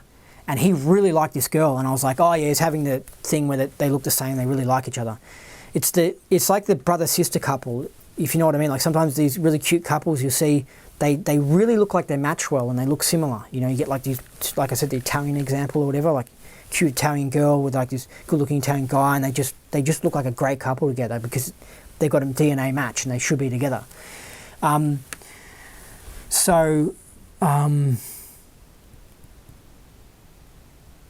was I saying? Anyway, so I thought, that's kind of interesting. I thought, why is there a connection between me and Denmark? Or something like that. Then I interviewed that dude from Denmark on the podcast. I can't remember his name. But I kind of noticed, I was like, hold on a second, I kind of look like I'm from Denmark. like there is some sort of connection between me and Denmark. Anyway, so then I looked further into my background or whatever, and trying to work out where this mess body come from. And it turns out that it seems like this body I've inherited takes after like a German part of my background. And so I said, and because Germany is a big country, and so I said to my mum, I go, who was my great grandfather's, this is my grandfather's great grandfather. So this is going real back. It's trying to find the European heritage. Who was my grandfather's, where was my great grandfather, where was my grandpa's great grandpa from, right? I know it's really difficult, but, and my mum goes, Hamburg, and because I knew it was from Germany or whatever, so I was interested in looking further. She said Hamburg, and I go, I bet you Hamburg is near Denmark, because Germany's a big country, it could be near Munich or whatever. And then I look on the map, and Hamburg is in that top corner that's not far from Denmark. So I thought, that's what it is. That's why I look like I'm from Denmark. So I imagine when I go to Denmark, because I'm going to visit it, because I want to check it out, I imagine that my body is going to be like liking all these Denmark chicks. Like I can just tell it's going to be like fitting in really well in that place, because somehow that gene has come through. So yeah, that's really interesting. But this is when you get really smart and switch on to what's going on in the world. You're able to make predictions like that. You know what I mean? Like as in me hearing Denmark and going, I bet you Denmark, because I can't remember where all this, because, you know, I was thinking like she might say Munich or something like that. You know, like I don't know where the cities are in Germany, but when she said Denmark, I was like, oh yeah, exactly. That would be why I can probably fit in Denmark and look like this guy I interviewed on the podcast. Anyway, they're literally slight, like everything's mixed now, but there were differences between the body types within Europe. And I remember if you look at my Czech grandpa, right, he's got almost like a similar head shape to Hitler, which was really interesting. Then I met someone from Hungary, which kind of isn't, it's sort of that part of Europe, but it's not like England or Scotland or whatever. But when I met him, he sort of had a Hitler shaped head as well. I might have inherited this shaped head as well. But it's interesting because you got this part of Europe, I guess this sort of central part of Europe or whatever, there's a certain shaped head. It's just so interesting, the different types and stuff. You know, you got the Nikola Tesla and the tall people from that Croatian area. They're tall. I mean, it's so interesting. Anyway, I'll continue with this. Sorry. Before the coming of the white man, the population of the Bantu peoples was very small because he kept himself killed off. One tribe would go running over. Oh, and also another thing as well is I always thought there was something hot about South African chicks, right? They were settled by the Dutch or whatever, which is that kind of little corner of Europe where sort of my body seems to come from a little bit. The whole Hamburg thing. See what I mean? So then I was like, oh yeah, because there's all, and that's also, I guess, where you get some of the hardcore right-wingness in South Africa, because there's a lot of that DNA down there. And you get it in the Midwest as well of America. You get a lot of nice-looking blonde girls that sort of look like they're German and stuff. And and I fit in there like looks-wise and stuff. And they're right-wing, you know what I mean? It's a great part of the world because it's that DNA. See, I mean, there's just so much to DNA and this sort of stuff. There's literally political beliefs. Like if you've got a Jewish body, you're more likely to be a communist. And that's why the Nazis hated the Jews, because they hated communism. And they knew that these bodies tended to produce commies. There were all these commies. In the Communist Revolution in 1917 of Russia or whatever, like 8 out of 10 of the top communists were Jewish. That's not just a coincidence. It's literally a DNA thing. Anyway, that's why you got lots of this, you know, in Texas, you know, and in Missouri and in Nebraska. You got this white right wing, and in the you know, in the South Africa, you've got this right wingness there, and that's why these places haven't been conquered. Sort of, but yeah, the Midwest hasn't been fully conquered. It's not like Melbourne. It's different. It's much more right-wing. You don't get all these disgusting lefties everywhere protesting about the climate and stuff. Tried with these very weapons, which I'm holding in my hand here. They wipe out whole tribes, whole villages. They were like armies of ants. They just swarmed and swooped down upon everything. Like, I mean, you turn on the news when you're in Kansas City, and people on the news are saying, why is the government putting the property tax prices up? Or something like that. You don't get that in Melbourne. In Melbourne, you don't get people saying, hey, fuck you, government, get off my back, you're not taking my money, you're not going to tell me what to do, you know? But you get that in Melbourne because we don't have as many white males anymore. We're just gone, you know? You don't get that in LA. Why? Because you just don't get any white males in LA. Go to LA. There's like barely any white males. Barely any. They're just gone. I mean, it was weird. The place is a full dead ghost town. It's just a leftist hellhole. And now it's just been flooded with all these foreigners. And then now there's no white males there. And that's why the city has gone down the toilet and why it's so lefty, because there's no white males there. There isn't the people you see in the Midwest. They're not there, you know. Anyway. Man, woman, and child in their path. Millions of blacks died this way. And the white man came along and kept them from fighting. Started civilizing them. Yes, they're saying the white man came into South Africa and civilized them and stopped them from fighting and killing each other. As far as South Africa is concerned, the final thing I will say, which is probably very shocking to you, is there isn't any trouble in South Africa. There isn't any trouble. The only problems they've got in South Africa is the idea that they have problems.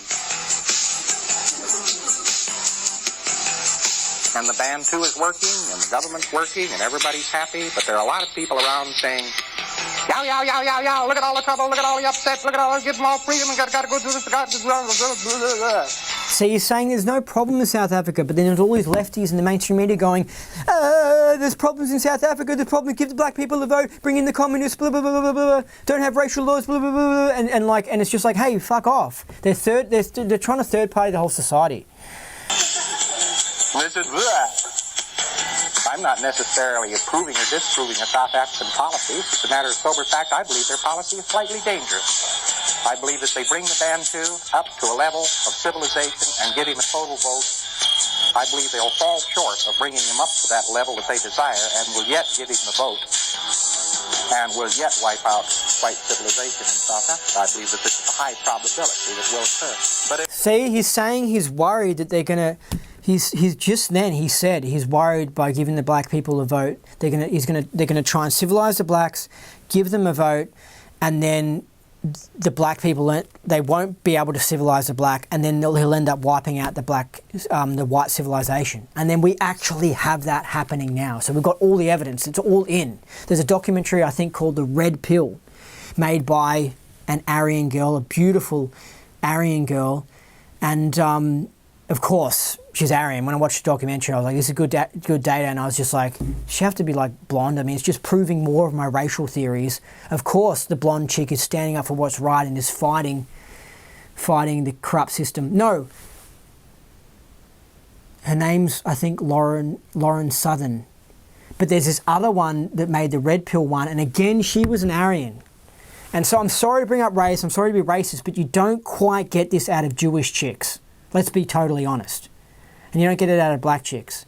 So there is a thing that I've noticed when it comes to top conspiracy theorists, when it comes to great documentary makers that are standing up for what's right and trying to improve the planet, they do tend to have this Aryan DNA. Let's just be totally honest. So you've got this gorgeous Lauren Southern chick, and she's made a thing on South Africa. I can't remember what it's called, but it talks about how all the white farmers are getting murdered and shit, and it's exactly what Hubbard talks about in this documentary, in this thing, because Hubbard's saying, you know, they're going to try and civilize the black, give them a vote, it's going to backfire, and the black's just going to end up killing them. And then that's literally what happened. So I'll replay that. If you disagree with my interpretation, I'll play it again. And you can hear this for yourself, but I'm smart and I'm right. So have a listen to this. As far as South Africa is concerned, the final thing I will say, which is probably very shocking to you, is there isn't any trouble in South Africa. There isn't any trouble. Look, sorry, I mean, People don't look deeply into things, but I'm telling you, when you look into people's backgrounds and where their family's from and stuff, because I do it, I'll be studying someone and I'll be like, this evil prick, where the hell is he from? And I'll look up his background, I'll look up the stuff he's done, and then it'll be like, looking through and it'll be like, Jewish, and I'll be like, oh great, another lefty. And then you look through it, you look through another guy and you go, oh great, he's got a Jewish background. And then you're like, why are there a lot of people who are evil with Jewish backgrounds? I mean, it's just an actual fact. This is why the Germans didn't like them. I'm not saying every one of them are evil, but I'm saying you look through it and you notice a trend. And you notice the trend is that people who are Aryans tend to be better and good and loving and caring and improving the world and making beautiful movies and stuff. And then people who are Jewish tend to be bankers and pushing communism and being over emotional and trying to push, like, doing shifty things and then making movies with propaganda in them and stuff, and like making movies that are just sort of twisted and perverted. And it's just like, whoa, there's just something wrong there. And then you go to LA, which has got a huge Jewish community, and you're like, oh, now I see what happens when you have a lot of Jews go together. They just wreck a city.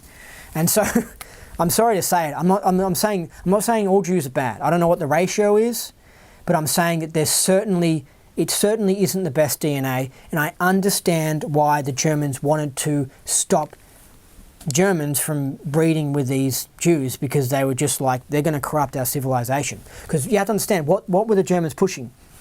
They were pushing. Oh, did it again. The other one with the bad DNA. They were pushing racial hygiene, which is eugenics. So that means that, like, you preserve the white DNA and you don't let mentally ill people breed, because then they pass it on. And you don't let Jews interbreed, because they think that a lot of them are mentally ill and evil and stuff, and communists. So that's why they didn't want the Jews interbreeding. And they didn't wipe them out en masse in concentration camps. That's a whole long story. They did kill people who were unable to work. That's what it seems like, but I haven't fully investigated it. But it seems like they were knocking off the people who weren't able to work, and they needed these bodies to work for the war effort to produce stuff. And they used some of them for experiments. But they didn't just pick up the Jews and say, we're just going to send you straight into the gas chambers. It wasn't that at all. It was like they took them and they said, we're going to send you and make you work. Because, you know, the German male has to go work in the war effort, and so you're here, we want you to work for us, we need you. And so they treated them poorly and they worked them really hard. Not as hard as not as bad as what Steven Spielberg makes out. That's a whole long story. That movie is disgustingly inaccurate, the Schindler's List movie. Yeah, they totally exaggerated what happened in the Holocaust and all that sort of stuff. They knocked off workers who rebelled, who were trying to resist, who were being problematic. They knocked off Jews who refused to go into the camps because they had to, like, round them up from the ghetto in Warsaw or whatever. Some of them put up a fight, and there was this huge battle, and German officers were getting killed by the Jews and stuff, and the German officers lined up some of them and shot them and stuff. So, like, it was wild.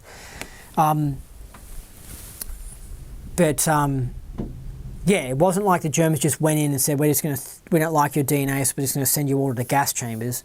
What they probably were going to do is send them to, like, a certain location, like Casablanca or some island or something, or bring them actually to Israel and say, here's your land, you stay here and you don't pollute us, Germany. And then, because I knew that Hitler really didn't like the Jewish DNA and was concerned because so many top evil people are Jewish, like Henry Kissinger and George Soros, I'm sure that Hitler would have run a secret depopulation agenda on the Jews. So I'm sure, and apparently he did say that behind closed doors to some people. He said, I'm going to take out the Jews. So I think that, you know, after they won the war, because they were doing everything and they were planning on winning the war, then they would have secretly corrupted the vaccines in Israel or some island that they sent all the Jews to, because they would have done that. They would have sent them to a specific location. They really would have done that. But they didn't do that because they wanted to send them to the factories because they needed them to work. But they would have put them to some island or whatever, and then they would have secretly, you know, what the New World Order is doing to us now, they would have said, you know, they would have put stuff in the vaccines that made Jewish women unable to make babies or something like that, and so that population would decrease or whatever, then the Germans would probably encourage like some other race to go into the island and move in and interbreed, and then Hitler would be like, oh, I can now sleep well because we've gotten rid of that bad Jewish DNA. So that's what he would have planned. So, I mean, if you're Jewish, yeah, Hitler would have, he did not see a good future, but he wasn't just going to take them and just annihilate them, like in gas chambers. That's an exaggeration. But anyway, I'll play this. Problems they've got in South Africa is the very weapons which I'm holding in my hand here. But yeah, sorry, so when it comes to racial hygiene and all that stuff, it's just a different way of going about improving a society. Like you get everyone into auditing to get rid of some illnesses or whatever, or you can just say, you know, people with illnesses can't produce babies and then they're less likely to pass on that illness, and then you get rid of a sick liver or something like that, whatever the illness is. And if you don't believe that illnesses can be a race thing, there's something called, I can't remember, there was specifically some illness that Jewish babies suffered from, and it was just literally something in the Jewish gene pool, and they had some illness called something. I was looking at it today, and in the 40s or 30s, they actually started stopping people from having children or something like that. People who had this illness from having children, and they actually managed to get this illness out of the Jewish race, right? Because they did, you know, a good version of eugenics, right? Because eugenics can be done in a good way or a bad way. It just depends on whoever's in control of eugenics and whoever wants to pass the laws. But it is a good survival thing, right? It might be mean, but it is a good survival thing for people with certain illnesses to not be allowed to have children. Seriously. Because they just pass it on in the genome, and you want to produce an awesome body and stuff, and you know, it's like someone who's sick can have a kid, and it's not like that kid's definitely going to have the illness, but the kid's much more likely to have that illness. So that's what the Nazis were into. They were into racial hygiene and improving the race, and the Americans were into it as well, and that. But it's just like after World War II, the Nazis got kicked out, New World Order took over, and their whole plan was like the opposite of racial hygiene. Their whole plan was to just make sure everyone was sick and disgusted and twisted and perverted, so that then they could rule over us. You see what I mean? They want to weaken everyone, and that's what they're doing right now. Wipe out whole tribes, whole villages. They were like armies of ants. They just swarmed and swooped down upon everything and slaughtered every man, woman, and child in their path. Talking about the Bantu. Millions of blacks died this way. And the white man came along and kept them from fighting. Started civilizing them. As far as South Africa is concerned, the final thing I will say, which is probably very shocking to you, is there isn't any trouble in South Africa. There isn't any trouble.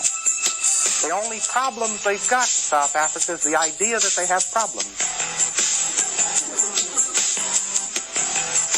And the Bantu is working, and the government's working, and everybody's happy, but there are a lot of people around saying, yow, yow, yow, yow, yow, look at all the trouble, look at all the upset, look at all, give them all freedom, and gotta go through this,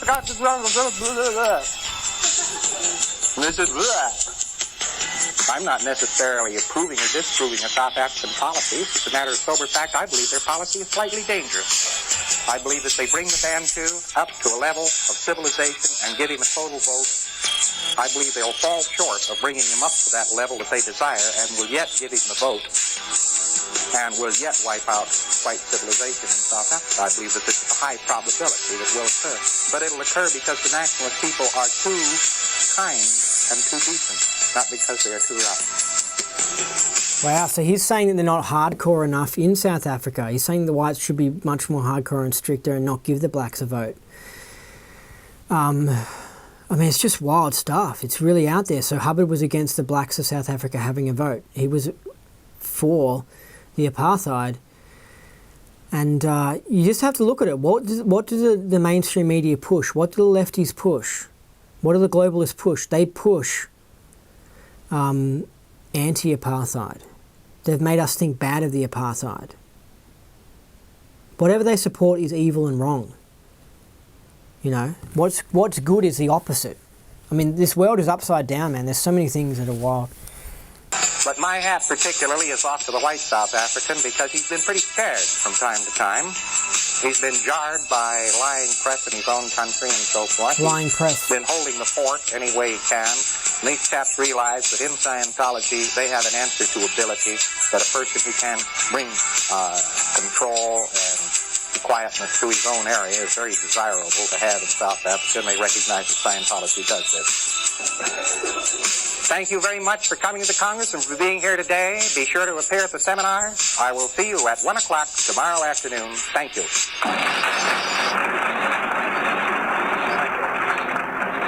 Wow, I mean, what a lecture. The data that he goes over in that, I mean, it's just, it changes your whole outlook on life, your whole opinion of everything. And me hopefully saying the stuff that I've observed and explaining what Hubbard's talking about, elaborating on it, can help you to understand it. But people don't know this sort of stuff. I know this sort of stuff. I can spot this sort of stuff, you know. You go in and you're like, why are there lots of Aryans in Scientology? Because the other races aren't quite into this sort of stuff as much. They just aren't. And also the other races don't quite have the ability to not spot how smart Hubbard is. And they don't quite have the smartness in order to study Scientology. I haven't gone out, for example, in the podcast, right? Look at all the interviews I've done. I haven't been racial in my selection of guests. I am for interviewing anyone who would make a good interview. I'm not even that strict on it. You know, like I've got an interview coming up with a country bumpkin guy, and sorry, it's not like a redneck or anything, but like he's from the country or whatever. You know, I mean, I'm not being selective like, you know, I'm only going to interview top Scientologists or whatever and stuff, or I'm only going to interview white guys. You know what I mean? I don't have any of that crap. I would totally interview a black Scientologist. But where are they? They're not. There's barely any of them. Why? Because they're more interested in dancing. They're more interested in basketball. They don't quite have the smarts to notice how genius L. Ron Hubbard is. It's just pure fact. Okay, so just look at that. You know, why are there so many Aryans that I've interviewed for the podcast? I mean, nearly every single one. Yet they're coming from countries, Western countries that are just flooded with immigrants and flooded with foreigners, very multicultural places. Australia, America, England. You know, all these countries have been running open border policies, so they're full of different peoples, yet, you know, I go to do these interviews and they end up being Aryans. Why is that the situation? You know, it's because there is a difference between the bodies and the DNA and all this stuff. It's interesting, you know, it's interesting. That's it for this podcast. It was a long one, but I knew it was going to be an epic one. It's really essential data, and I hope you liked it, and I hope it changes your opinion, helps you understand the truth about planet Earth, because these sorts of things, man, my grandpa knew it. You know, I remember he mentioned something about the Aboriginals once, and he goes, yeah, they're primitive savages. I mean, they were primitive savages. They would like eat babies and shit. I'm not kidding. And you don't hear about this sort of stuff on the ABC. They filter all this. They make out that these Aboriginals were like these amazing noble races that like looked and lived with amazing harmony in the land. And then you find out the stories, and Aboriginals were starting fires to like trap animals, and they could catch a kangaroo and eat it because they started a whole fire and they just wreck a whole area with a fire and they don't give a shit. And it's like, yeah, because they just wanted to get the animal. And then you hear about stories about how they were hungry, and then they'll take one of their babies and put it in a fire and just cook it and eat it. They don't tell you this on the ABC. They make out that the Aboriginals are these amazing, noble things. And I'm not picking on the Aboriginal. I'm not saying that they're, you know, bad or anything. I'm not saying they're all evil and stuff. Like, if I came here, I'd talk to them, hang out with them for a bit. But, you know, they present just such, the lefties and the New World Order just filter all this data and hide all this stuff, and they present the Aboriginals like they're these amazing things and stuff. And just like, it's just a freaking joke. I mean, not only, like, they don't tell about the dodgy stuff the Aboriginals were doing to the whites. The Aboriginals were stealing stuff from white people's shops, and the Aboriginals were, some of the whites, they would even, they would catch and they would eat them. Like, I'm serious, they would cook them up and they would eat them. And I'm not saying all Aboriginals were cannibals or whatever, but some of them were. Some of them were into this sort of stuff, and there's tribes now in Papua New Guinea, and Papua New Guinea, the people there look just like the Aboriginals, because the Aboriginals came from there, right? And they still practice cannibalism to this day. They actually practice some unusual stuff where like they have man sex, like they have like boyfriends, and it's really weird, but they've got a weird second dynamic, and you wonder like why are they more primitive, and why haven't they evolved and stuff? And it's because they're doing stuff like cannibalism, and they're killing each other with tribes, and then they were having like this gay man sex or whatever. And I don't know this man sex thing if the Australian Aborigines were, but it wouldn't surprise me if some of them were doing it. But they're definitely doing it in Papua New Guinea. They're doing this boyfriend thing. It's kind of interesting because they still have wives, but then they have a little boyfriend on the side, and it's just like, what a bizarre second dynamic. And then there was this gay Jewish New Yorker, and no wonder he's Jewish as well, but he was hanging out with them, watching some documentary on it, and he was like a proper gay guy, right?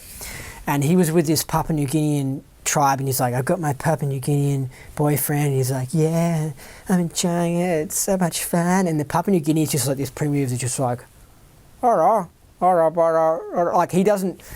he wasn't like a homo, like even though it's part of their culture, and I don't know why they have these boyfriends things, but it was just like, he was not the same as this New York gay guy, right? The gay guy's like, I love my new life here in Papua New Guinea and hanging out with like my boyfriend, and yeah, we have a good time. And it was just like, what the fuck? Like, it's really funny. It's really funny seeing someone who is gay because of their culture, and then somehow getting paired up with a gay New Yorker that's running away from society and living like a caveman. Like, funny stuff that goes on. Anyway, that's it for this podcast. I've been your host, Andy Nolch, the Space Cowboy. You've been listening to the Indie Scientology podcast, dealing out hardcore, super epic data, wild stuff. And if you think I'm making stuff up, I'm the real deal.